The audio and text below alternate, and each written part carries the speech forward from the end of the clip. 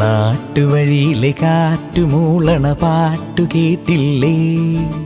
നല്ല കദളിക്കൂമ്പിനുള്ളിലെ തേൻ കുടിച്ചില്ലേ? കൊതിയൂറി നിന്നില്ലേ? കണ്ണാരം പൊത്തിയൊളിച്ചും പുന്നാരം കണ്ടുപിടിച്ചും ആഞ്ഞിലി മൂട്ടിലൊളിച്ചു കളിച്ചില്ലേ? ഈ നാട്ടുവഴിയിലെ കാറ്റുമൂളണ പാട്ടു കേട്ടില്ലേ? നല്ല കദളിക്കൂമ്പിനുള്ളിലെ